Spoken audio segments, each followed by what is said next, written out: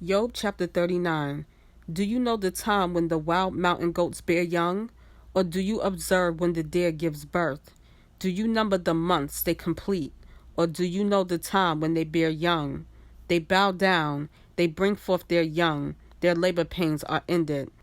Their young ones are thriving, they grow up in the field, they shall leave and shall not return to them.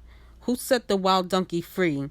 Who loosed the bonds of the wild donkey, whose home I made the desert, and the salt land his dwelling? He laughs at the commotion of the city. He does not hear the shouts of the driver. The range of the mountains is his pasture, and he searches for all that is green. Would the wild ox be pleased to serve you, or spend the night by your feet in trial? If you bind the wild ox in the furrow with ropes, will he plow the valleys behind you? Will you rely on his great strength, or would you leave your labor to him?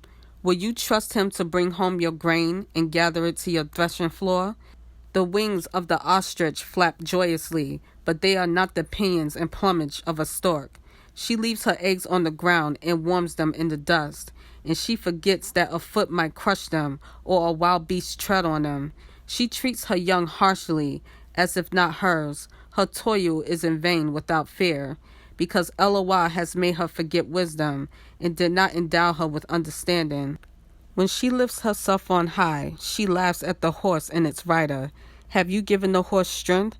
Have you covered his neck with a mane? Will you make him leap like a locust? His splendid snorting is frightening. He pause in the valley and rejoices in strength. He gallops into a clash of arms. He laughs at fear and is not frightened, nor does he turn back from the sword. The quiver rattles against him, the glittering spear and lance. He eats up the ground with fierceness and rage, and he does not stand still because of a voice of a shofar. At the blast of the shofar he says, "Aha!" and from afar he smells the battle, the thunder of commanders and shouting. Does the hawk fly by your wisdom, spreading its wings toward the south?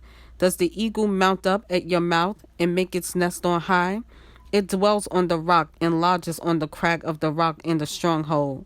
From there it searches out the prey. Its eyes see it from afar, and its young ones suck up blood. And where the slain are, there it is.